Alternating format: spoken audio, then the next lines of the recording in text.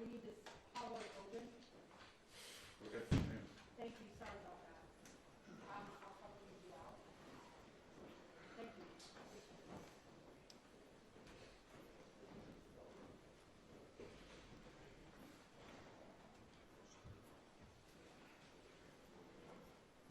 So I'm going to have you move out. You go first. Sorry about that. I need this space open. I need this space open. Okay. The fire hazard. All right, thanks.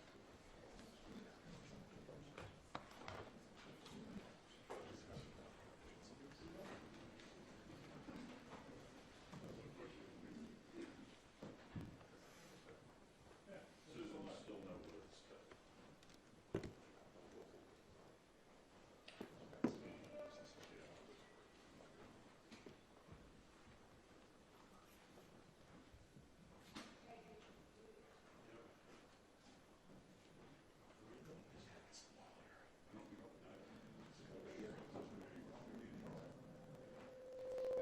All right, that's it. Guard on the line and stand out.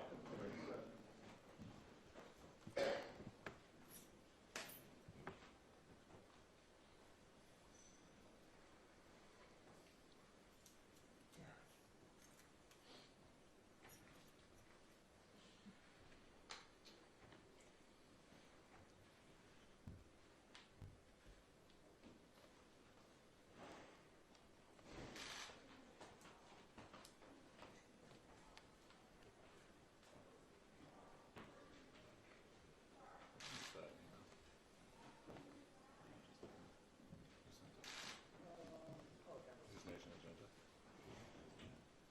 Yeah.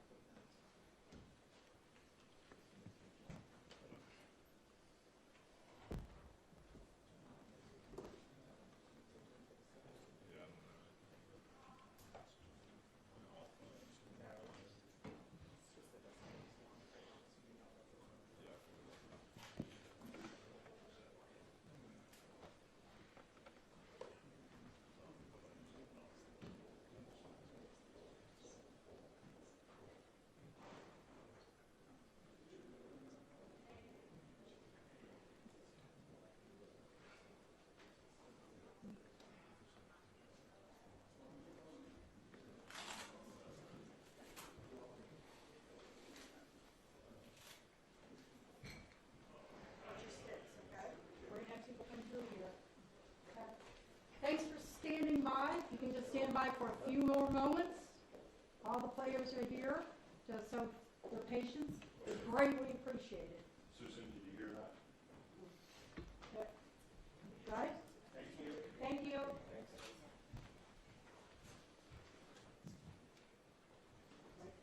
So, I'm going to have people come through this area, so, hey, can you, yeah, let me have you all stay for the back corner. Yeah, there. Sorry about that, thank you.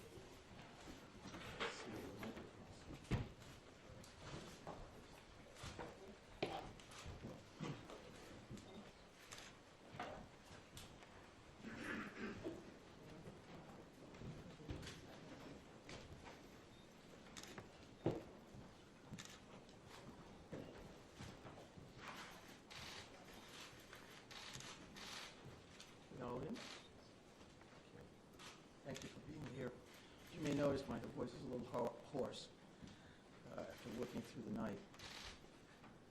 As you all know, last night, locals, county, state, and federal law enforcement officers from around the state of Maine responded to reports of an active shooter at several locations in Lewiston, including Sparetime Recreation and Shenanigans Bar and Grill. These law enforcement officers, in the face of danger, responded swiftly, selflessly, and with great bravery. Bravery that they continue to demonstrate today as they search tirelessly for a person of interest in connection with last night's events. On behalf of all Maine people, I express my deep gratitude for your response and for your continued service. I also do so for Maine's hospitals and other medical emergency responders.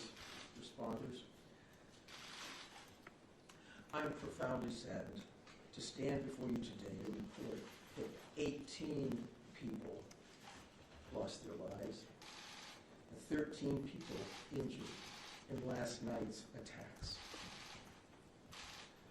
In memory of those we lost and in honor of those who were injured, President Biden and I have ordered all U.S. flags and state of Maine flags to be lowered to half-staff immediately for the next 5 days. Maine State Police have issued a shelter-in-place order for Lewiston, Lisbon, and Bowdoin as the manhunt for that person of interest, Robert Card of Bowdoin, continues.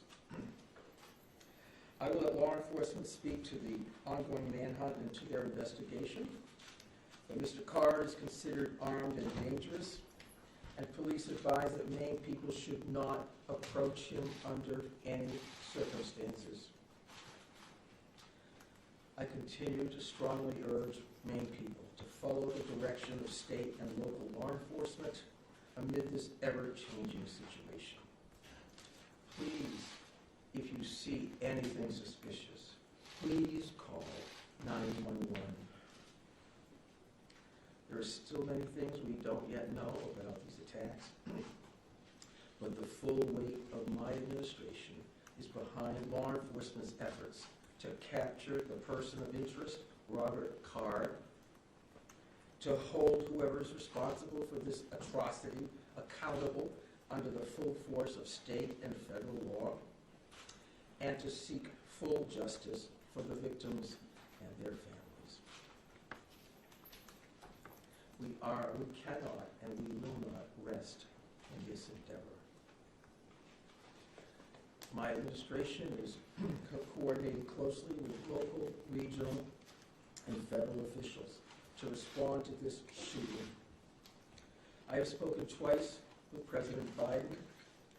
I've spoken with Vice President Harris, Secretary of Homeland Security Mayorkas, and Secretary of Health and Human Services Becerra, all of whom have called me last night to express the Biden administration's full and unwavering support and to offer any and all help that we, the people of Maine, might require. The governors of our neighboring New England states and of other states have contacted me to offer aid, and I am sincerely grateful for their friendship and support. We've been in touch with every member of the Maine congressional delegation, all of whom have offered their full support, for which I am also grateful. I also spoke with Mayor Carl Chalene and Auburn Mayor Jason Levesque last night to reiterate that we are standing by them and that we are ready to provide any help people in these communities need, and to deploy all available state resources, including grief counselors and other mental health services. We need to help our communities heal. If you or a person you love need someone to talk to during this difficult time, please call or text 988 for free and confidential counseling. 988. Look, Lewiston is a special place. It's a close-knit community with a long history of hard work, of persistence, of faith, of opening its big heart to people everywhere. Lewiston is where I worked for years. It's where I met and married my husband, and where our girls went to school. I love this place, just as I love our whole state with my entire heart. I'm so deeply saddened, as is every one of the 1.3 million people of this beautiful state. This city did not deserve this terrible assault on its citizens, on its peace of mind, on its sense of security. No city does, no state, no people. No words can truly or fully measure the grief of many people today. Our small state of just 1.3 million people has long been known as one of the safest states in the nation. This attack strikes at the very heart of who we are and the values we hold dear for this precious place we call home. All Maine people are sharing in the sorrow of the families who lost loved ones last night. Loved ones, normal people who were killed or injured while unwinding from a day of work or while spending time with their family and friends, socializing.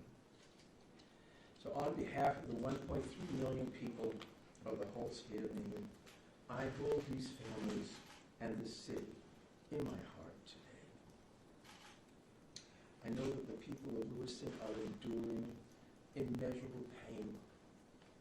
I wish I could take that pain off your hearts, off your shoulders, but I promise you this, we will all help you carry that grief. I ask many people to join me in offering our comfort to the families and friends who have lost someone, and in offering our prayers for swift recovery for those who are healing in Maine's hospitals today. This is a dark day for Maine. I know it's hard for us to think about healing when our hearts are broken. But I want every person in Maine to know that we will heal together. We are strong, we are resilient, we are a very caring people. In the days and weeks ahead, we will need to lean on those qualities more than ever before. As we move forward, struggling as we may, let us wrap our arms around one another, offer comfort and solace and love. I know the Maine State Police will continue to release information to the public as we confirm it, and information about any steps that the public might take to support the people of Lewiston at this time. May God bless the people of Lewiston and bless the memories of those we have lost. Thank you. I'm going to turn it over to Commissioner Sasha. Thank you very much, Governor. We certainly appreciate your support. The city of Lewiston does, the state of Maine, and certainly our first responders. We feel that love every day, and thank you very much for that. I would also say that we want to say thank you to a really large number of other elected officials across our state, whether that's the federal delegation, local elected officials, and many others that are part of organizations or law enforcement agencies that truly wanted to join us today at this particular press event and wanted to speak on behalf of their communities. And as the governor had mentioned, and everybody else will reiterate, our reality for today is that this suspect is still at large. And we want to provide community support for the victims, for the families, in the communities across the state. But we also have an incredibly strong laser-like focus on bringing this suspect into custody and ultimately to justice. So because of that mission for this particular event and today's activities, we're keeping the list of speakers and the agenda pretty tight. And that will include, next up at the podium would be Chief Dave St. Pierre from the city of Lewiston. And some other members of his command staff are present. What I will say to the city of Lewiston, and you know this because you feel it every day, but you're lucky to have a chief like Chief St. Pierre and his entire law enforcement agency, from every level. Those officers put their heart and their soul on the line on behalf of their community last night and into today, and they're doing it for the right reasons. They do it because they care. So the city of Lewiston and truly our co-responder family across the state of Maine is lucky to have Dave and his team in the mix with us. And we're also going to hear from Colonel William Ross from the Maine State Police. And Bill will highlight some of the timeline things that you're probably concerned about and certainly interested in from a story perspective. So the Colonel will come up and speak to that. And we'll also have Jody Coben. And Jody is the special agent in charge for the FBI out of the Boston field office. And Jody will highlight some of those federal partnerships and some of the things that our federal partners are bringing to the table, bringing to bear to help us with this investigation. We also have a bunch of people here. Once you start naming people, you're going to have a problem because you're going to forget somebody or screw something up. But I would also tell you that a couple of our other federal partners are here. Kevin Neal, who's the U.S. Marshal for the District of Maine. We also have James Ferguson, and Jim is the special agent in charge from the ATF for the Boston Field Division. They are heavily invested with staff along with the FBI, and we can't thank them enough for all that they're doing on behalf of our state. I would also tell you that we are going to close with a brief Q&A, and we're going to try to get some of those questions out there. We appreciate your time, your patience, your professionalism, your partnership at getting this information out. I would think that those questions are going to be brief because, again, we do have a suspect at large. And while you can help us with that, we also need to get back to our teams to push forward on that. So with that in mind, I will be back up at the podium to kind of steer that a little bit. But for starters, I would like Chief St. Pierre to join us. Thank you. Thank you, Director Sawchuk, and welcome media partners, and thank you, Governor Mills, for those kind words. I'm going to keep this short. What I would like the very most is to express our deepest sympathies to the families and friends of the victims of this heinous crime. This is truly a tragedy that goes beyond comprehension. I'm confident in our community, that our community has and will continue to come together throughout this endeavor to bring this to a successful conclusion. Although difficult, I do ask the public to continue to be mindful of their own personal safety, and also that they be patient with the process as much as possible. There's extensive work and attention to detail that goes into such a large-scale investigation. I'm confident in the expertise and professionalism of our investigators and all law enforcement officials that are currently involved. This is an all-hands-on-deck approach. We have a great deal of collaboration and resources that have been made available to us. There are far too many to name individually, but I think Director Sawchuk named quite a few appropriately. There are far too many, as I stated, but they are all appreciated more than you know. I want to thank all of our brave men and women of the Lewiston Police Department, Fire Department staff, medical personnel, first responders of any kind that came from far and wide and have come together and continue to work tirelessly in bringing this situation to an end. We hope to locate and hold the person accountable. I think you'll hear next from the state police, who is taking the lead in this investigation. Although that we are working hand in hand with them, I think Colonel Ross will be able to fill you in a little bit more.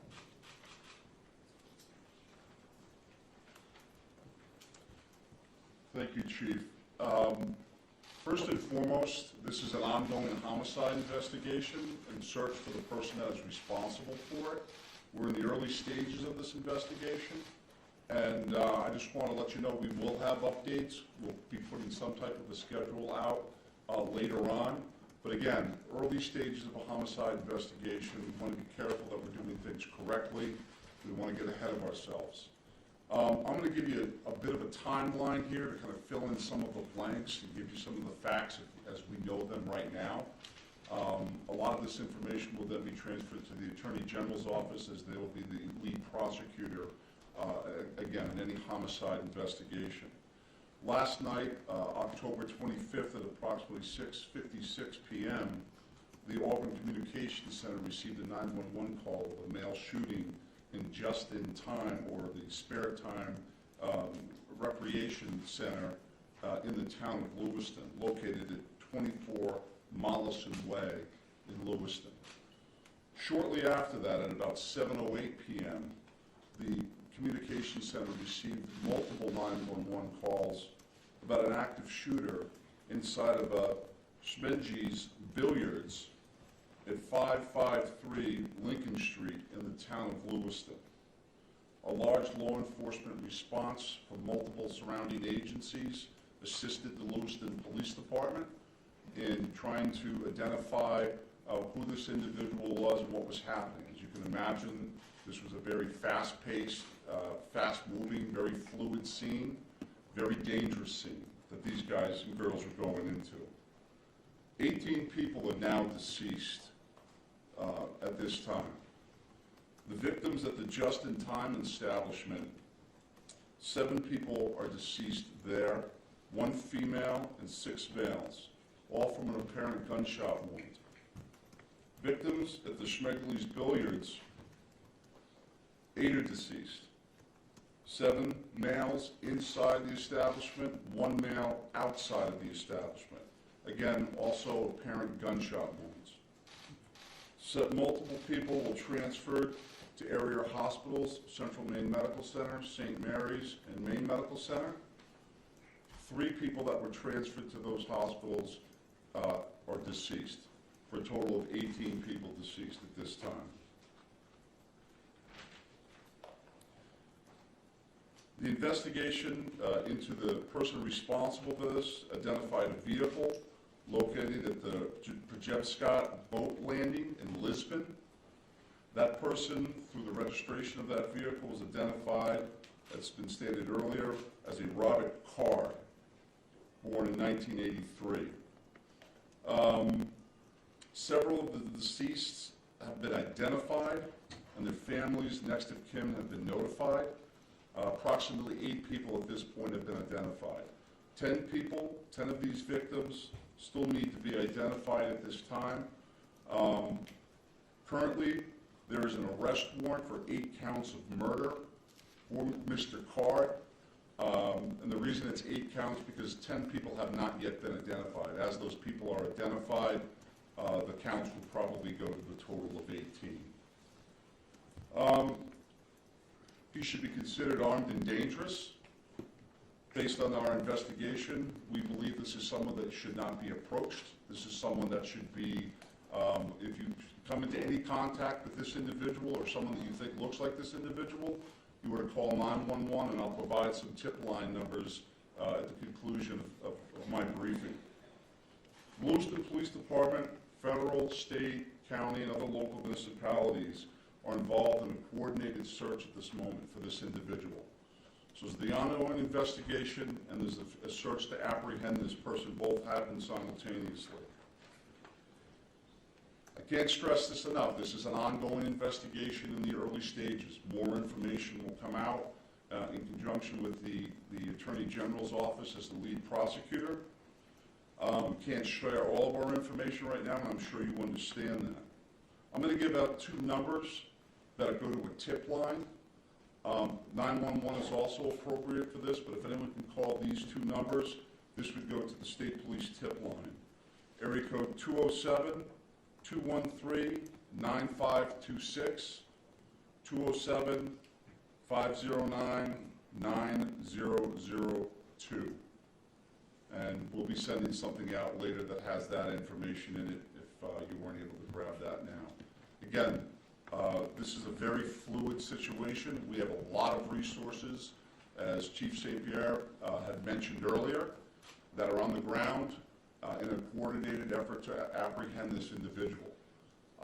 We've notified the Department of Education, and they have determined what they're going to do with the schools.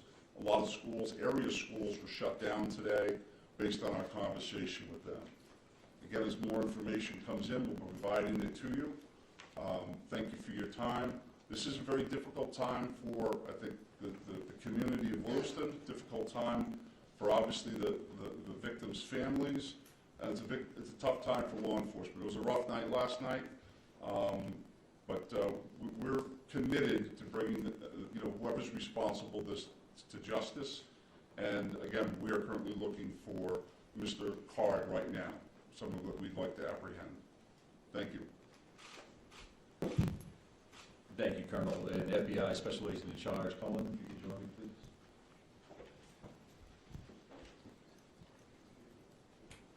Thank you. My name is Joey Cohen. I'm the Special Agent in charge of FBI Boston Division, which covers the state of Maine. Our hearts go out to everyone who was impacted as a result of the senseless violence. The FBI is working hand in hand with our law enforcement partners. Our evidence response team is here processing these very extensive scenes. We are providing investigative and tactical support, as well as our victim specialists are working with those affected by this tragedy. As this very active investigations continues to unfold, we're asking the public to stay vigilant and come forward with any information that you might have that you feel is helpful to our investigators. My pledge is that the FBI will carry out this investigative case with rigor. We will work day and night alongside our law enforcement partners to get the answers to the questions this community deserves. We thank the public for your continued cooperation and patience as we continue to work this very active investigation. Thank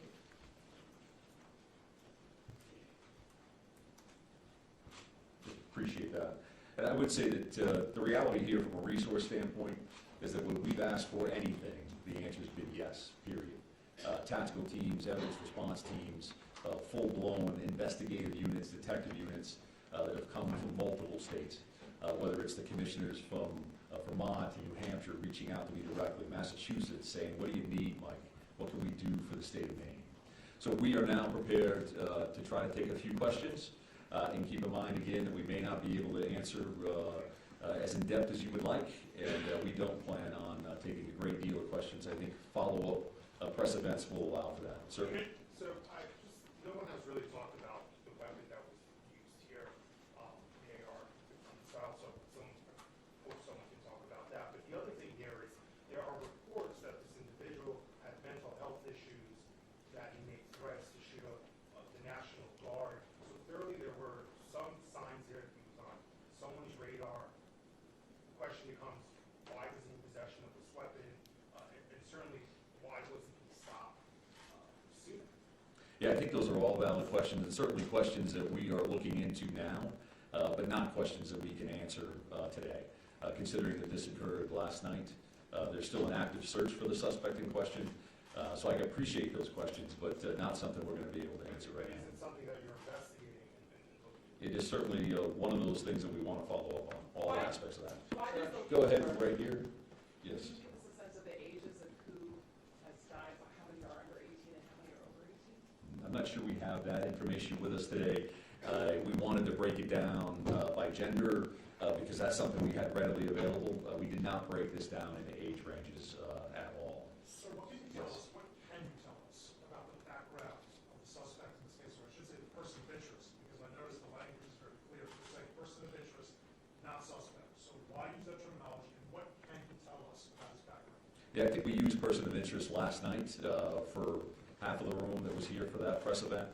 As the Colonel had mentioned, there is now arrest warrants for murder for this particular individual, Mr. Card.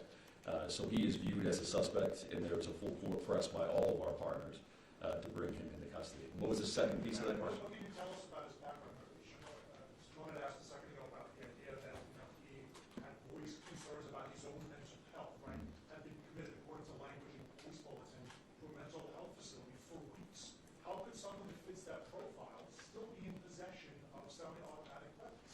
Well, I do think that the statutes around firearms and the possession of those are pretty complex. I know that we will be reviewing that information as we move forward, but that's not an answer that we're prepared to give today. Because that leads to motive. You're talking about behavioral health issues and how that impacts this situation. I would expect you'll hear back from us on that in the future. Right here, sir. Yeah, I've got a question about, we've seen helicopters as far north as Monmouth. Can you tell us anything about what's leading you that far north of the scene where you're coming from? Yeah, sure. So we have law enforcement assets that are deployed over a number of communities, doing follow-ups on a number of different things. So as you can imagine, There's a great deal of search warrants that we're following up on. We do have partners, that helicopters from the New Hampshire State Police. That copter was here last night to assist us as well. So whether we have tactical elements out or we're searching an area, some of those air assets would be very, very valuable for us. So that's what they're doing. That's leading you there? We're not going to speak to what brings us to a specific community one way or the other. Yes, Yes, ma'am. ma'am. For Right here. identifying the unidentified victims, what are people encouraged to do? Is there DNA being, tested for family members who may have missing loved ones? Like, what is that? What's that approach right now? Yeah, so we did have a family reunification center open last night. We do have behavioral health liaisons that are fully engaged to work with families and work with loved ones and work with victims for that matter that may be in the hospital and seeking treatment. So those things are actively occurring. We are dealing with each one of those situations separately. So do we need DNA on that? Are we just waiting to find a loved one, some kind of family member that we can make a notification? I think that varies across the board. I'm going to take 2 more questions. Right here. Yes, is there some sort of triggering event? Is that something that you're investigating? I think we're always concerned around motive. That you say triggering event, that's a motive for us. Again, that's not something we're prepared to discuss today, but I do appreciate the question. It's clearly something that's important. One additional follow-up from you. Can you help us understand why these locations, why this bar, why this bowling alley? What's looking for someone? What's he looking for something? I think that does speak to motive, so I appreciate the follow-up, but not something we're going to be prepared to answer today. And then one more question, right here, right here. Can you say, is card, first of all, to clarify, your arrest warrants issued today, and can you say if card is still in the state or even still alive? Well, we're actively searching for him. If I knew the answers to those questions, and this would be a different press conference, I would assume. So we don't know his location, and I'll leave it at that. And we are working with the Attorney General's office reference to those questions. So with that in mind, we're done taking questions for now. So we are going to actually take off at this point. Thank you very much for being here. I appreciate that. Have there been any credible sightings? We've not really gotten any answers. Thank you.